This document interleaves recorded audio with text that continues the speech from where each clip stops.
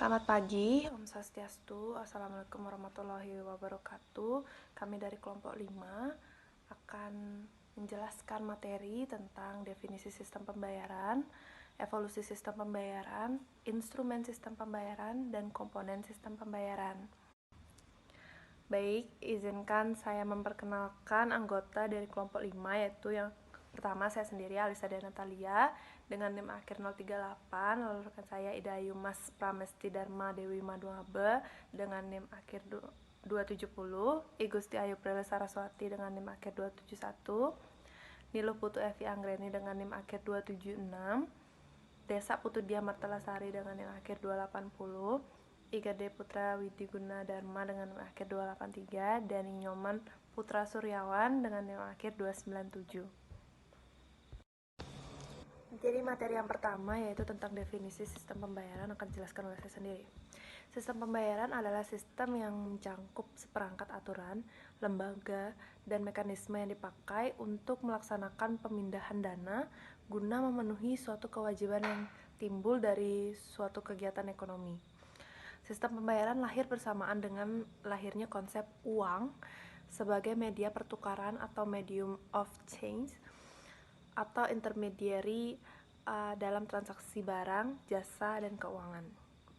Pada prinsipnya, sistem pembayaran ini memiliki 3 tahap pemrosesan, yaitu otoritas, clearing, dan penyelesaian akhir. Jadi yang pertama yaitu otoritas, yaitu kegiatan persetujuan atas transaksi setelah diteruskannya data transaksi pembayaran dilakukan dengan cara yang pertama, verifikasi atau autentikasi identitas pemilik sumber dana yang melakukan transaksi pembayaran. Lalu yang kedua, melakukan validasi atas akses ke sumber dana dan transaksi pembayaran dilakukan, dan memastikan kecukupan sumber dana. Lalu yang kedua itu ada clearing, yaitu proses mengkonfirmasi, melakukan rekonsiliasi, dan menghitung hak dan kewajiban para pihak sebelum penyelesaian akhir dilakukan. Lalu yang terakhir itu penyelesaian akhir atau settlement. Ini merupakan kegiatan pendebitan atau pengkreditan akun para pihak atas hak dan kewajiban keuangan masing-masing pihak dalam pemrosesan transaksi pembayaran berdasarkan hasil dari clearing. Sistem pembayaran ini adalah sistem pembayaran tunai dan non-tunai. Bank Indonesia berperan penuh dalam melahirkan aturan, standar, kesepakatan, dan juga prosedur untuk digunakan dalam mengatur peredaran uang.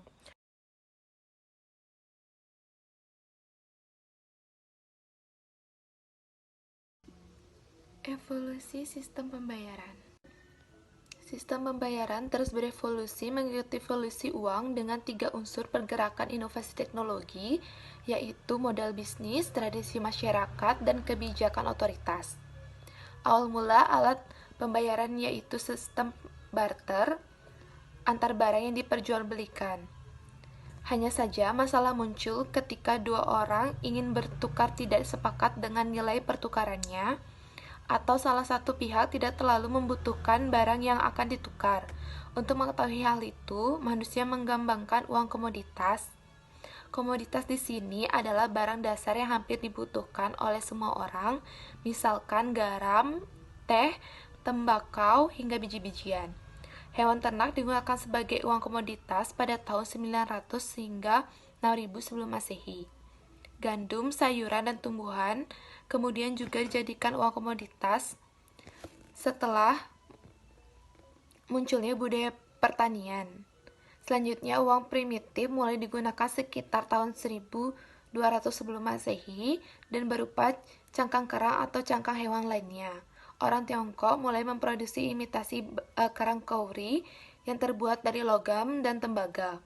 Sekitar tahun 100 sebelum Masehi, potongan kulit rusa putih dengan ukuran dan diberi berbagai jenis warna juga pernah digunakan sebagai alat pembayaran. Uang kertas mulai digunakan pada sebagian alat pembayaran. Swedia merupakan negara pertama di benua Eropa yang menggunakan uang kertas di tahun 1661 setelah pabrik kertas didirikan pada tahun 1150 di Spanyol. Sistem pembayaran, secara garis besar, sistem pembayaran dibagi menjadi dua, yaitu sistem pembayaran tunai dan sistem pembayaran non-tunai. Perbedaan berdasarkan terletak pada instrumen yang digunakan. Sistem pembayaran tunai menggunakan uang kartel atau uang kertas dan logam sebagai alat pembayarannya. Sedangkan sistem pembayaran non-tunai yang digunakan berupa alat pembayaran menggunakan kartu, cek, bilet giro, nota debit, maupun uang elektronik. Cakupan sistem pembayaran non-tunai dikelompokkan menjadi dua jenis transaksi, yaitu transaksi nilai besar dan transaksi nilai retail. Baik, perkenalkan nama saya Niluputu Epi Anggreni dengan NIM Mahir 276 akan mempresentasikan materi mengenai perkembangan kebijakan sistem pembayaran dan perkembangan kebijakan sistem pembayaran saat ini. Materi yang pertama yaitu mengenai perkembangan kebijakan sistem pembayaran. Orientasi kebijakan dan pengembangan sistem pembayaran mulai bergeser sejak 1 dekade terakhir, dari pengembangan infrastruktur sistem pembayaran yang dioperasikan langsung oleh Bank Indonesia menuju ke penataan rezim regulasi dan kelembagaan industri sistem pembayaran, khususnya sistem pembayaran retail yang tidak terlepas dari dampak menguatnya arus digitalisasi. Dalam rangka mendukung kegiatan ekonomi, Bank Indonesia berkomitmen untuk menyediakan uang rupiah di seluruh wilayah Indonesia sesuai kebutuhan masyarakat. Proses distribusi uang rupiah terus diperkuat agar perekonomian dapat terus tumbuh secara merata. Dalam hal ini, Bank Indonesia juga bekerja sama dengan Polri dan TNI dalam mengawal dan mengamankan jalur distribusi uang di seluruh wilayah NKRI. Kebijakan Sistem Pembayaran Indonesia, Blueprint Sistem Pembayaran Indonesia 2025, menavigasi sistem pembayaran nasional di era digital. Tren digitalisasi tersebut mempengaruhi sendi-sendi perekonomian, mengubah pola transaksi masyarakat, dan mendisrupsi fungsi-fungsi konvensional yang tidak terkecuali di sektor keuangan. Dengan gambaran tersebut, tren digitalisasi ekonomi dan keuangan di Indonesia memberikan peluang sekaligus risiko. Perkembangan teknologi digital dan inovasi telah memungkinkan perkembangan sistem pembayaran yang nyaman, cepat, dan efisien, serta membuka peluang inklusivitas ekonomi dan keuangan. Dengan demikian, kemajuan tersebut muncul bukan tanpa risiko, di mana risiko cybersecurity dan anti-money laundering dan proteksi terhadap pemanfaatan data. Selain itu, tendensi penguasaan ekosistem digital rentan terhadap penguasaan pasar dan penyalahgunaan data yang mengganggu stabilitas sistem keuangan. Risiko penting lainnya yaitu potensi hilangnya peran konvensional perbankan dan menguatkan shadow banking yang berujung pada terganggunya efektivitas kebijakan moneter. Tantangan kebijakan bagi otoritas ekonomi dan keuangan di era digital, khususnya Bank Indonesia, adalah mencari titik keseimbangan yang tepat antara upaya mengoptimalkan peluang yang diusung oleh inovasi digital dengan upaya untuk memitigasi risiko. Untuk itu, hadirnya visi Sistem Pembayaran Indonesia dan Blueprint Sistem Pembayaran Indonesia 2025 diharapkan dapat memberikan arah yang jelas guna memperoleh manfaat digitalisasi dengan tepat, menjamin terlaksananya mandat Bank Indonesia dalam pengedaran uang, moneter, dan stabilitas sistem keuangan. Terdapat 5 visi SPI 2025. Yang pertama yaitu mendukung integrasi ekonomi keuangan digital nasional yang sehingga menjamin fungsi bank sentral dalam proses peredaran uang, kebijakan moneter, dan stabilitas sistem keuangan, serta mendukung inklusi keuangan. Yang kedua, mendukung digitalisasi perbankan sebagai lembaga utama dalam ekonomi keuangan digital melalui open banking yang maupun pemanfaatan teknologi digital dan data dalam bisnis keuangan. Yang ketiga, menjamin interlink antara fintech dengan perbankan untuk menghindari risiko shadow banking yang melalui pengaturan teknologi digital, kerjasama bisnis maupun kepemilikan perusahaan. Yang keempat, menjamin keseimbangan antara inovasi dengan perlindungan konsumen, integritas dan stabilitas serta persaingan usaha yang sehat melalui penerapan Know Your Customer, kewajiban keterbukaan untuk data atau informasi atau bisnis publik, dan penerapan RegTech dan SUP dalam kewajiban pelaporan, regulasi, dan pengawasan. Kelima, menjamin kepentingan nasional dalam ekonomi keuangan digital antar negara melalui kewajiban pemrosesan semua transaksi domestik dalam negeri dan kerjasama penyelenggara asing dengan domestik, dengan memperhatikan prinsip resiprokalitas. Kelima, visi SPI 2025 ini akan diwujudkan dalam 5 inisiatif baik yang akan diimplementasikan langsung oleh Bank Indonesia maupun melalui kolaborasi dan koordinasi dengan otoritas terkait dan industri. Inisiatif yang pertama yaitu Open Banking dan Interlink Bank Finance yang terwujud melalui standarisasi Open API yang memungkinkan keterbukaan informasi keuangan bank dan fintech kepada pihak ketiga secara aman. Inisiatif kedua yaitu pembangunan retail payment yang mengarah kepada penyelenggaraan secara real time 24/7 dengan keamanan dan tingkat efisiensi yang lebih tinggi, yang dimana hal ini dilakukan melalui fast payment, optimalisasi gerbang pembayaran nasional, dan pengembangan unified payment interface. Yang inisiatif ketiga merupakan pengembangan wholesale dan financial market infrastruktur, di mana cakupan ini meliputi beberapa pengembangan yang salah satunya yaitu pengembangan RTGS.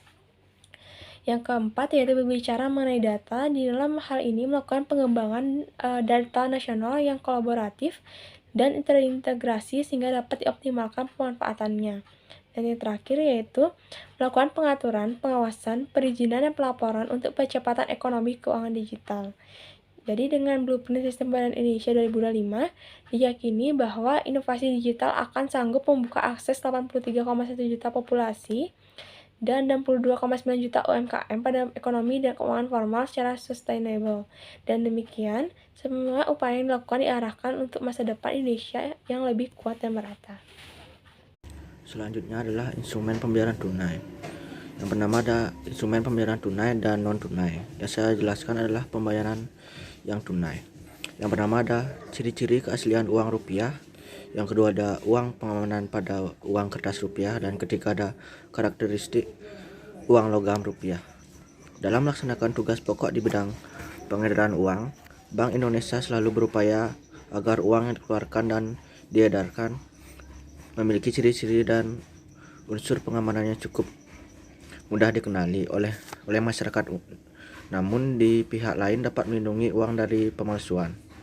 Keaslian uang dapat dikenali melalui ciri-ciri yang terdapat baik pada bahan yang digunakan untuk membuat uang, desain dan warna masing-masing pencerahan uang, maupun pada teknik pencetakan uang tersebut. Dalam menetapkan uang dianut suatu prinsip bahwa semakin besar nilai nominal uang maka semakin besar unsur pengamanan dari uang tersebut sehingga aman dari usaha pemalsuan. Selain berfungsi sebagai alat pengaman baik dalam bentuk kasar mata maupun tidak kasat mata. Yang kedua ada unsur pengamanan pada uang kertas rupiah. Unsur pengamanan pada uang kertas meliputi bahan uang dan teknik cetak. Pemilihan unsur pengamanan merupakan suatu aspek yang penting agar uang sulit dipalsukan. Perlu disadari bahwa sulitnya uang untuk dipalsukan tidak semata-mata tergantung pada unsur pengamanan, tapi juga dipengaruhi oleh gambar, desain, warna maupun teknik-teknik cetak. Unsur pengamanan pada uang kertas rupiah dapat dibedakan berdasarkan unsur pengamanan yang terbuka dan tidak terbuka. Kebanyakan unsur pengamanan adalah yang terbuka dan dapat dilihat dengan mudah oleh masyarakat. Pendeteksi unsur pengamanan tersebut dapat dilakukan dengan mata telanjang, perabaan tangan, maupun dengan menggunakan peralatan sederhana seperti kaca pembesar dan ultraviolet. Dalam melakukan pemilihan unsur pengamanan uang kertas pada umumnya mempertimbangkan dua hal utama, yaitu semakin besar nominal pecahan diperlukan unsur pengamanan yang lebih baik, kompleks dan canggih. Yang kedua, unsur pengamanan yang dipilih didasarkan pada hasil penelitian dan mempertimbangkan perkembangan teknologi. Selanjutnya, karakteristik uang logam rupiah. Beberapa karakteristik tertentu yang perlu diperhatikan dalam uang logam rupiah antara lain: yang pertama, setiap pecahan uang logam mudah dikenali baik secara kasat mata dan tidak kasat mata. Yang kedua, uang logam menggunakan bahan yang tahan lama dan tidak mengandung zat yang membahayakan. Selanjutnya, yang ketiga, uang logam yang dikeluarkan dalam ukuran yang sesuai, tidak terlalu besar atau tidak terlalu berat. Yang terakhir, uang logam rupiah berbentuk bulat dengan bagian samping bergigi atau tidak bergigi. Baik, saya akan melanjutkan presentasi instrumen pembayaran non-tunai. Yang pertama itu APMK. APMK adalah alat pembayaran menggunakan kartu yang terdiri dari kartu kredit, kartu automatic teller machine atau yang bisa disebut dengan ATM, dan kartu debit. Kartu kredit APMK yang dapat digunakan untuk melakukan pembayaran atas kewajiban dari suatu kegiatan ekonomi termasuk transaksi pembelanjaan atau penarikan tunai, di mana pemegang kartu kredit wajib membayar tagihan pada waktu yang disepakati oleh penerbit kartu kredit dan pemegang, baik itu pelunasan secara langsung maupun secara angsuran. Karakteristik kartu kredit, tampak depannya itu ada chip, di mana chip itu digunakan untuk menyimpan data-data dari pemegang kartu. Yang kedua ada nomor kartu yang terdiri dari 16 digit. Yang ketiga nama pemegang kartu. Yang keempat nama penerbit kartu kredit. Yang kelima masa berlaku kartu kredit. Dan yang keenam logo dari kartu kredit. Setelah itu ada tampak belakang. Yang pertama magnetic stripe yang masih dapat digunakan untuk melakukan transaksi di luar negeri. Yang kedua ada signature panel, di mana tempat pembubuhan tanda tangan pemilik kartu. Nomor 3 ada nomor verifikasi yang terdiri dari 3 digit. Yang keempat alamat bank. Yang kelima nama atau logo bank. Setelah itu ada kartu ATM, yaitu APMK yang digunakan untuk melakukan penarikan tunai atau pemindahan dana. Atau bisa dipakai juga dengan transaksi. Karakteristik kartu debit atau ATM, tampak depannya masih sama seperti kartu kredit, di mana terdapat chip, nomor kartu yang terdiri dari 16 digit, nama pengguna kartu, nama penerbit kartu, dan masa berlaku kartu, serta ada logo GPN. Dan tampak belakangnya juga masih sama seperti kartu kredit, di mana terdapat magnetic stripe. Setelah itu ada signature panel, nomor verifikasi kartu, alamat bank, dan nama logo. Setelah itu ada uang elektronik. Uang elektronik adalah instrumen pembayaran yang harus memenuhi syarat sebagai berikut. Yang pertama itu diterbitkan atas dasar nilai uang yang disetorkan terlebih dahulu. Yang kedua, nilai uang yang disimpan secara elektronik dalam suatu media server atau chip. Yang ketiga, nilai uang elektronik yang dikelola oleh penerbit bukan merupakan simpanan sebagaimana dimaksud dalam undang-undang yang mengatur mengenai perbankan. Seperti contohnya itu Dana, GoPay, ShopeePay, sama OVO. Cek adalah perintah tidak bersyarat dari nasabah kepada bank penyimpan dana untuk membayar suatu jumlah tertentu pada saat yang ditunjukkan. Jenis-jenis cek ada 3, yaitu cek atas nama, di mana cek mencantumkan nama penerima dana. Kalau cek atas unjuk atau pembawa, cek yang tidak mencantumkan nama penerima dana. Untuk pengamanan cek, penarik atau pemegang cek bisa membatasi pihak yang dapat menerima pembayaran atas cek, yaitu melalui cek silang. Cek silang itu membatasi orang-orang dan bank tertentu yang dapat menerima pembayaran atas cek tersebut dengan menyilang cek. Cek silang itu terdiri dari 2 jenis, yaitu cek silang umum dan cek silang khusus. Cek silang umum sendiri, di antara garis silangnya tidak dimuat suatu petunjuk atau dicantumkan tulisan apapun. Sedangkan cek silang khusus, di antara garis silangnya dimuat atau dicantumkan nama suatu bank. Bilyat giro. Bilyat giro adalah surat perintah dari penarik kepada bank tertarik untuk melakukan pemindah bukuan sejumlah dana kepada rekening penerima.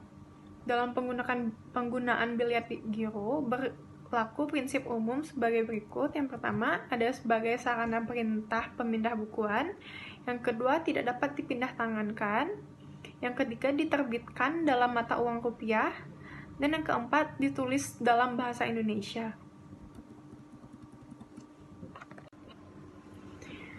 Perbedaan dari cek dan bilyat giro, yang pertama itu mekanisme pembayarannya. Kalau cek itu tunai atau pemindah bukuan. Nah, kalau bil lihat giro itu pemindah bukuan, dan tenggang waktu pengunjukannya kalau cek 70 hari plus 6 bulan sejak tanggal penarikan, dan kalau bil lihat giro 70 hari sejak tanggal penarikan. Kewajiban penyediaan dana, cek mulai tanggal penarikan sampai dengan masa berlaku cek terakhir, dan bil lihat giro mulai tanggal efektif sampai dengan masa berlaku bil lihat giro. Dan pengalihan kepemilikan cek dapat dialihkan, sedangkan bil lihat giro tidak dapat dialihkan. Dan dasar hukumnya, kalau cek itu KUHD, dan kalau bil lihat giro Peraturan Bank Indonesia. Dan yang terakhir ada nota debit, yaitu warkat debit yang digunakan untuk menagih dana pada peserta lain untuk nasabah peserta atau peserta yang menyampaikan nota debit tersebut.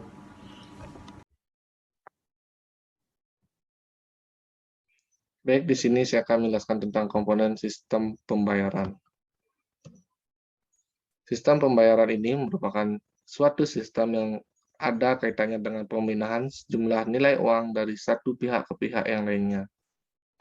Hal ini juga sedang dilakukan dengan menggunakan media yang diketahui sangat beragam, mulai dari yang paling sederhana hingga sampai pada media yang dinilai paling kompleks.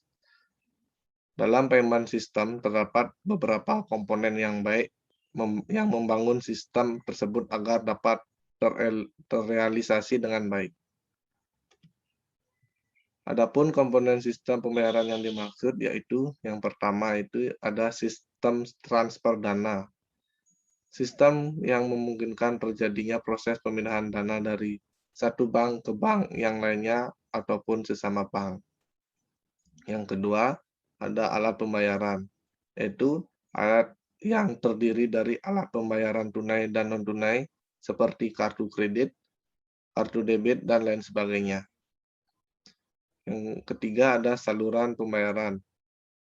Ini saluran yang mencakup mobile banking, teller input, mesin ATM, phone banking, internet banking, hingga electronic data capturing ataupun EDC.